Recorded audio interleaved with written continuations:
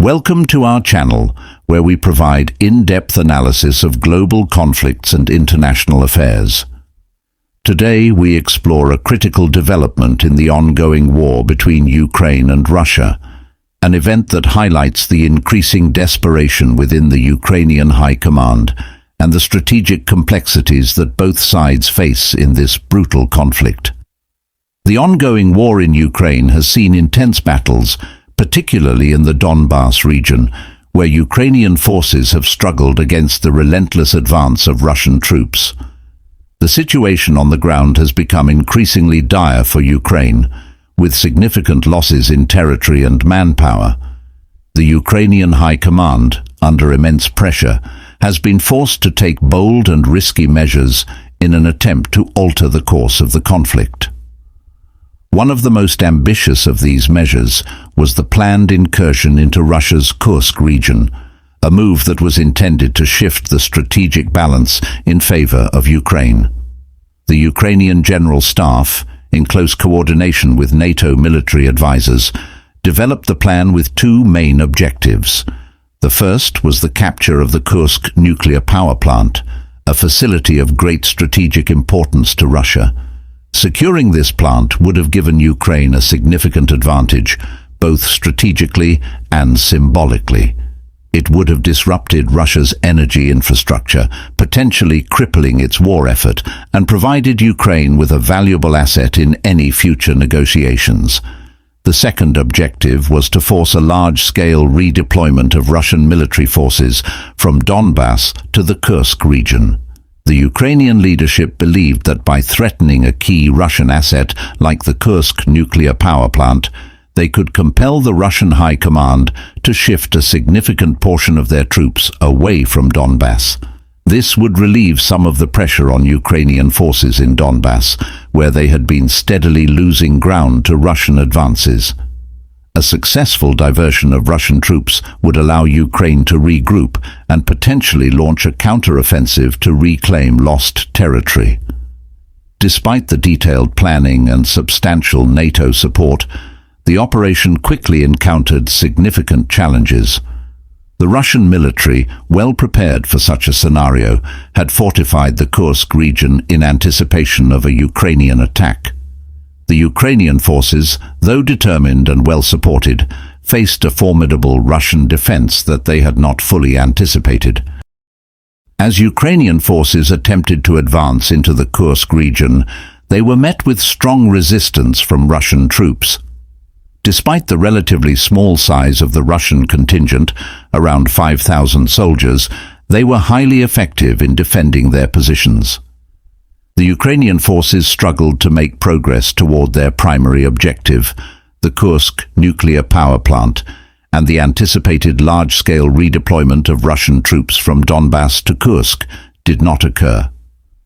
The Russian High Command, confident in the ability of its forces to defend Kursk, chose not to divert significant resources from the Donbass front lines.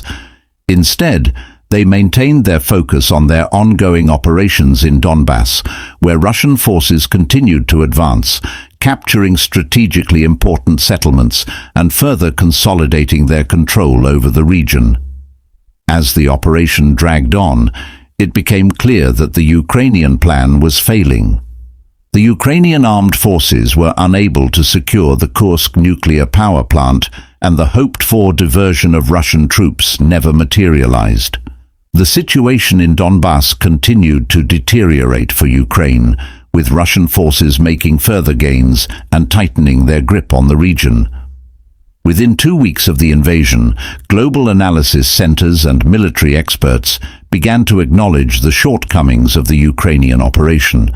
The consensus was clear. The plan had been a strategic miscalculation. The failure to achieve its primary objectives left Ukraine in an even more vulnerable position, with its forces overstretched and its resources depleted. This operation also highlighted the strategic resilience of the Russian military, which effectively defended its territory with relatively small forces while continuing its offensive operations in Donbass. The Russian decision not to overreact to the Ukrainian incursion but rather to rely on their existing defensive capabilities, proved to be a successful strategy. The implications of this failed operation were profound. For Ukraine, it was a harsh reminder of the limitations of its military capabilities and the challenges of conducting complex operations against a well-prepared adversary. The failure also underscored the difficulties of relying on external support, as even with substantial NATO involvement, the Ukrainian forces were unable to achieve their objectives. The setbacks in Donbass and the failure in Kursk further strained the Ukrainian military, both in terms of resources and morale, while the Russian advances continued unchecked. The strategic landscape of the conflict had shifted, with Ukraine facing an increasingly uphill battle to regain the initiative. This situation also had broader implications for Ukraine's Western allies. The failure of the Kursk operation raised questions about the effectiveness of Western support and the overall strategy being pursued in Ukraine. It highlighted the need for a reassessment of the situation and a reconsideration of the approach being taken to support Ukraine in its fight against Russian aggression. In the ongoing conflict between Ukraine and Russia, recent developments have driven the Ukrainian General Staff to adjust its military tactics. Initially, the Ukrainian armed forces pursued an aggressive strategy aimed at expanding their control over Russian territory. This approach was driven by the desire to establish a stronger position and gain leverage in the broader conflict. The hope was that by capturing and holding Russian land, Ukraine could pressure Russia into a more favorable negotiation and potentially bring the conflict to a swifter resolution. However, these initial efforts encountered significant challenges, particularly in the Kursk region. The Kursk area, strategically important due to its location and infrastructure, became a major battleground. Russian forces, leveraging their defensive capabilities, managed to encircle Ukrainian troops in this region. This encirclement created a tactical bottleneck, severely restricting the movement and operational flexibility of the Ukrainian forces. The Ukrainian units found themselves effectively trapped, unable to make further progress or escape the tightly controlled area. The situation in Kursk forced the Ukrainian High Command to reconsider their strategy. Faced with the reality of entrenched and effective Russian defenses, they decided to shift their focus to other regions. The next targets were the Belgorod and Bryansk regions, areas believed to offer potential opportunities for breakthroughs. The goal was to exploit any weaknesses in these regions and achieve a strategic advantage. In Belgorod, the Ukrainian advance met with formidable resistance. The Russian military had established strong defensive positions, making it extremely difficult for Ukrainian forces to gain ground. The defense in Belgorod proved to be highly effective, resulting in severe casualties for the Ukrainian units. The heavy losses, both in terms of personnel and equipment, forced a strategic withdrawal. The difficulty in penetrating the defenses in Belgorod highlighted the strength and resilience of Russian military positions in this region. As the Ukrainian High Command reassessed their approach, recent developments in the Bryansk region became a focal point. Alexander Bogomaz, the governor of Bryansk, reported a notable incident involving the Russian Federal Security Service FSB. According to Bogomaz, the FSB border department successfully neutralized several Ukrainian sabotage and reconnaissance groups that had attempted to infiltrate the area around the border settlement of Klimovo. This operation by the FSB underscores the heightened security and vigilance along the Russian borders. The destruction of these Ukrainian sabotage and reconnaissance groups indicates the active measures taken by Russia to prevent incursions and secure their border areas. The Ukrainian High Command's approach now reflects a more cautious and measured assessment of the Russian defensive capabilities in Bryansk. Learning from the experience in Belgorod, they appear to be evaluating the strength of the defenses in Bryansk before making further attempts to advance. This tactical recalibration suggests that the Kyiv regime and its Western allies continue to harbor hopes of leveraging territorial gains to negotiate a peace treaty. The aim is to achieve terms that would be more favorable to Ukraine. However, these hopes may be overly ambitious given the current dynamics. The ongoing conflict and the substantial losses incurred by Ukrainian forces play into Russia's strategic calculations. From Maslow's perspective, the situation presents a strategic advantage. The continuous efforts by Ukrainian and NATO forces to capture border towns and villages, combined with their significant losses, contribute to Russia's broader strategic objectives. The high cost of these operations for the Ukrainian side may contribute to a prolonged conflict, which aligns with Russia's interests in maintaining the status quo and avoiding unfavorable negotiations. The evolving tactics and operational decisions on both sides reflect the complex nature of the conflict. The Ukrainian High Command's adjustments, the challenges faced in Belgorod, and the recent developments in Bryansk all illustrate the intricate and dynamic nature of the ongoing struggle.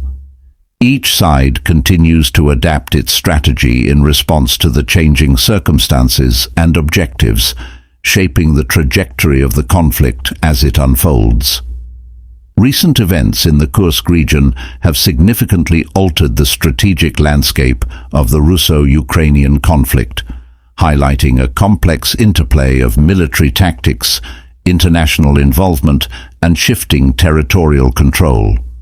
The ongoing concentration of Ukrainian and NATO forces in this region has had profound implications for Russian military operations, particularly in the neighboring Donbass area, where the dynamics of the conflict are rapidly evolving. The strategic concentration of Ukrainian and NATO forces in Kursk has been a notable development, with substantial numbers of troops being relocated to this area. Reports suggest that the Ukrainian military has deployed approximately 30,000 soldiers to Kursk, marking a significant reinforcement of their presence in the region. These troops are described as some of the most elite units from various fronts, having been strategically repositioned to bolster Ukraine's defenses and counter Russian advances. The deployment underscores the high stakes of the current conflict and the substantial resources being committed to the Kursk front. In addition to Ukrainian forces, the involvement of NATO special forces in the Kursk region has introduced another layer of complexity. These NATO forces, operating under a false flag and blending in with Ukrainian troops, have been reported to include highly trained personnel from various Western countries.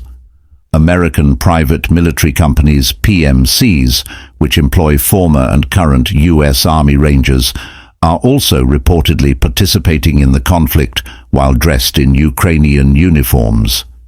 This melding of forces makes it challenging to distinguish between local and foreign military personnel, complicating the battlefield dynamics.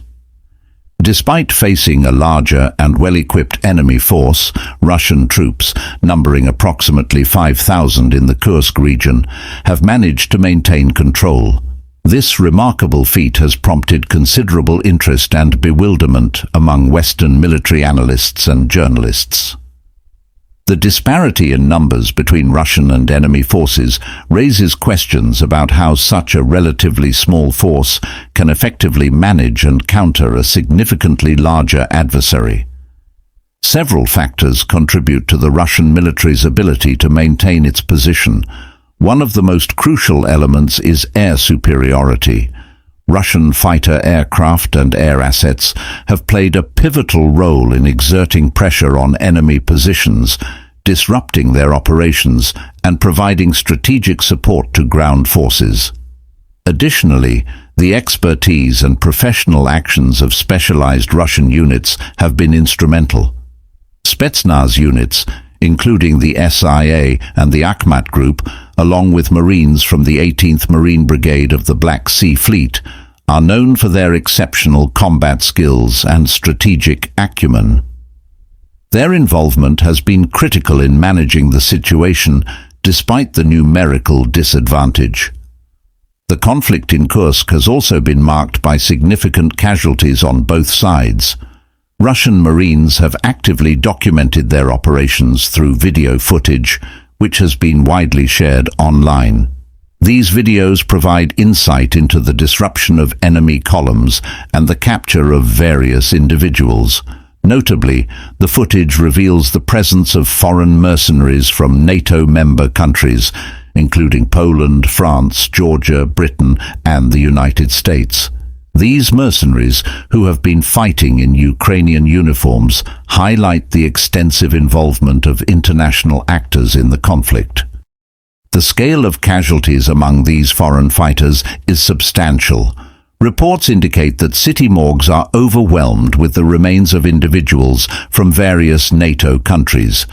This high level of casualties underscores the intense and costly nature of the ongoing conflict in the Kursk region.